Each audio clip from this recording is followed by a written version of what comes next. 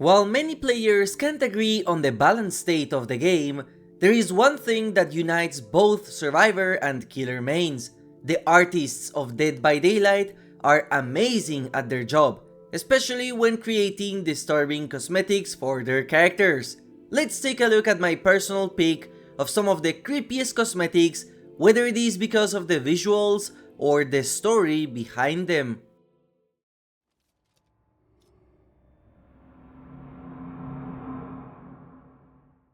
The Knight is one of the killers where the majority of outfits are canon to his lore, as they are pieces he forged himself or used during his battles. One of those outfits stands out from the rest because its design is completely different to any armor he used in the past, something taken straight from the Hellraiser universe. The outfit itself is already pretty weird, especially for the time period the Knight is set in, a leather and chain armor that barely covers his body, along with a very creepy helmet with a stoic expression, which contrasts with the scenes where this outfit would be used. However, this is not an ordinary helmet. According to the lore, this armor was created by a very fearsome mercenary, and the helmet is the death mask of one of the defeated generals. A death mask is something that exists in real life, and is an impression made of wax or plaster using the face of a deceased person as a memento. In medieval times, they were used to create statues of the deceased person, so they had a noble purpose. But on this cosmetic in specific, a death mask was used as part of the decoration of the armor. So, the next time you see this face in your matches, know that you are literally looking at the face of a dead person.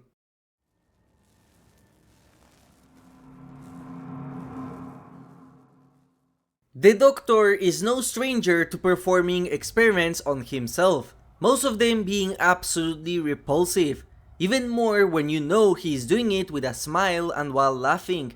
But there is one experiment in particular that I found to be very gruesome, and is an outfit that many of you probably didn't even know existed. The Blood Shock outfit is part of a time-limited event, the Blood Moon, and as the name implies, it is very related to this red liquid. In this experiment, the Doctor decided that charging his own blood was a good idea, and he did so by inserting tubes all over his body in order to transfuse the blood along with this electricity. The result is a biological machine, using the blood as conductors for his entire body, a man who is constantly being electrocuted to his core.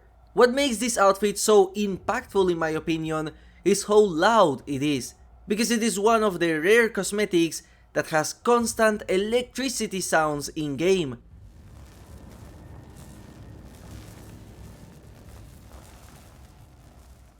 It shows how much potency there is in this outfit in specific, and how painful it must be for the Doctor.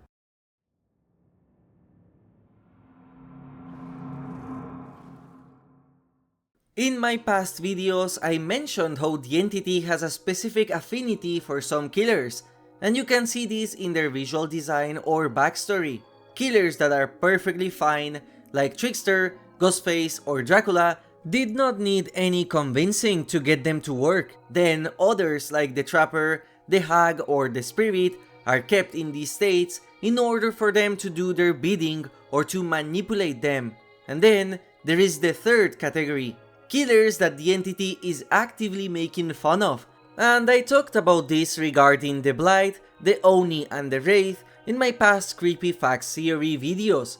And the Singularity has joined their ranks with the release of the Arcade Machine cosmetic. Unlike the other cosmetics of the Singularity, which were something he created on top of his already existing machinery, for the arcade one, it was the entity which created this body. All the arcade machines, the monitors, or the gaming accessories were not taken or created even in his era, but they were forced on him. Even the Singularity itself doesn't understand what is going on, but he has to use this body in order to complete his mission. Something I love about this cosmetic is that it is the best by far to remind you that all the organic parts of his body all that pink meat you see covering his cold machinery is remnants of the bodies from the expedition team Gabriel Soma took part on, so that Skull could have easily been from Gabriel himself in a different universe. However, the actual face of the singularity is that small lens in the tube holding the skull.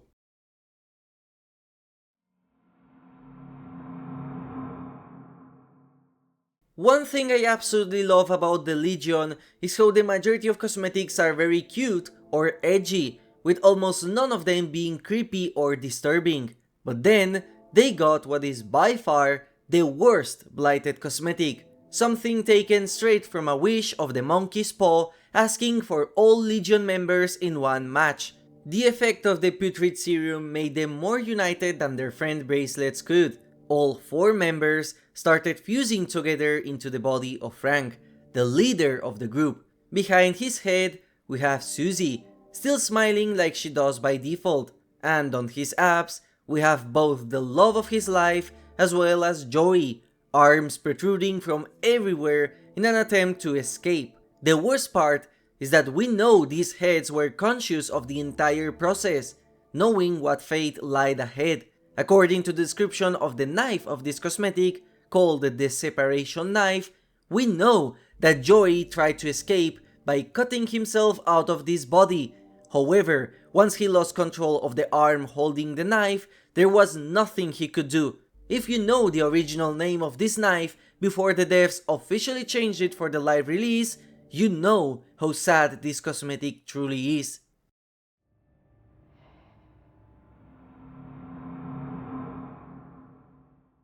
Putting the Skull Merchant in a video talking about the most disturbing cosmetic seems something weird, since she is all but creepy. In fact, the majority call her arousing. But there is one cosmetic in particular out of many that she has, which has one feature that is not found anywhere else and is something I wish her default appearance had. If you take a look at her mask, you might think that it is the same one that all of her other cosmetics use, just a simple mask. But if you take a closer look at it, you will immediately see something wrong. This is not a mask. This is a prosthesis that completely takes over her entire mouth, like something taken straight from Cyberpunk. Why she decided to modify her body so heavily is something that is sadly not explained in this cosmetic at all, but it is very interesting how the devs added a body horror aspect for this character, and hopefully there is more to come.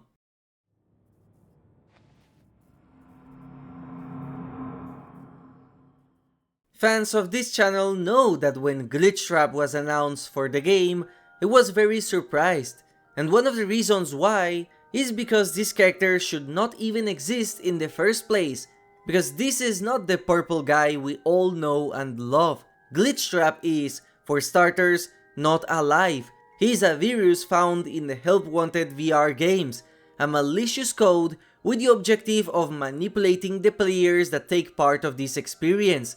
His body becomes more solid the more you keep playing and completing the game, up to the moment where he fully convinces the player, who is Vanessa from the Security Breach games, into becoming Vanny. Since he is not supposed to be there, he's extremely glitchy, which is where his name comes from. But the thing that makes his appearance in Dead by Daylight so creepy is how weird he acts compared to the default Springtrap. His voice is completely different. His mannerisms are slow, unlike William Afton, and since his nature is a digital virus, he knows that he is part of Dead by Daylight, as he even jump scares the player sometimes, being aware that you exist. It is in the lore of this cosmetic where we learn that the entity decided to give this glitch flesh, and that means that unlike with Springtrap or the Yellow Rabbit, where it's a human person controlling the animatronic machine, for Glitchtrap, the living thing is the entire rabbit, as there is nothing inside.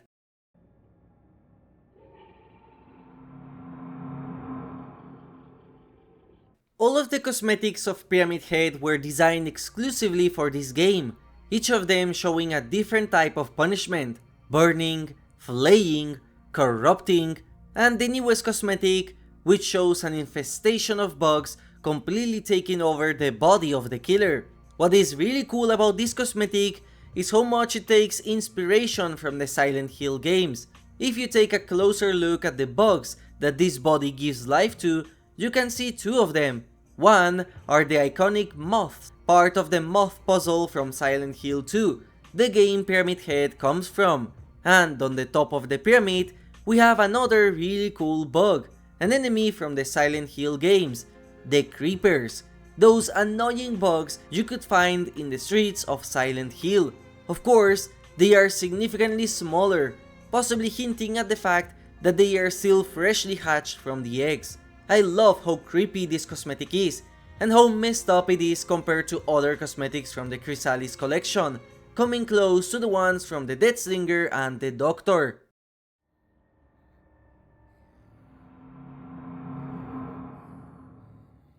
Visually, just like the Pyramid Head cosmetic, this one is striking. The twins are consumed by a mix of bones and moss, to the point where some are fusing with her body and taking over. We don't know if this is something she did for herself or it was imposed on her by the entity, but what makes this cosmetic different from the rest of this video is that it was not designed by behavior. This twisted body was created by Reina, an artist and fan of the game, as part of the Artists from the Fog collection, and it is thanks to their insight where we know the inspiration of this creepy cosmetic. According to their own words, this cosmetic is inspired by the artwork of Nagato Iwasaki, an artist who creates creepy sculptures made of wood representing the human body. These sculptures are weird and made of various different pieces, all forming one single statue. Pretty creepy if you ask me. But instead of art, in Dead by Daylight, this outfit was created out of necessity. With nothing to hide from the cold deep in the forests of France, the twins had to put moss and bones on their body in order to at least have something. You can see how sadly this doesn't help much, as frostbite has already taken effect in both of her hands.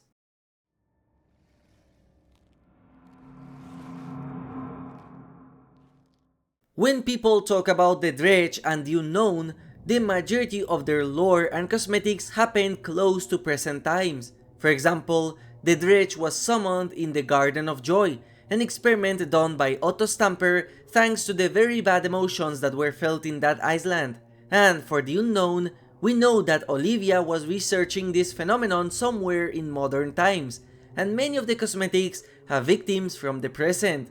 This causes many to forget that these creatures are not modern or new. These creatures have existed for ages, centuries even, and it is thanks to two cosmetics in specific where we learn more history about how long ago they were terrorizing humans. In the case of the Dredge, we have the War is Hell cosmetic. We know that this creature is attracted by bad emotions and misery, and where else to get it other than a battlefield where plenty of lives were taken.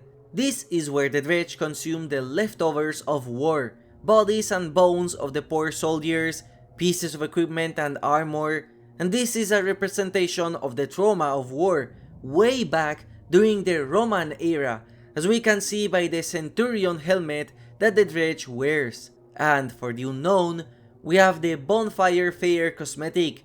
In this outfit, it tells the story of a man who was guarding the town while they were celebrating an anniversary, and then he heard a soft voice calling for help. But after investigating further, he disappeared, not before letting a loud scream. Nobody in town knew what happened to this guard, but we know thanks to the visuals of this cosmetic that the guard tried to defend himself from this creature to no avail. It shows that despite a lot of their focus being in present times, creatures like the Dredge and Unknown have been consuming and attacking humans for longer than most of the killers were in the game. Thank you for watching this video. Let me know in the comments if there are any cosmetics that you find disturbing, and have a nice day!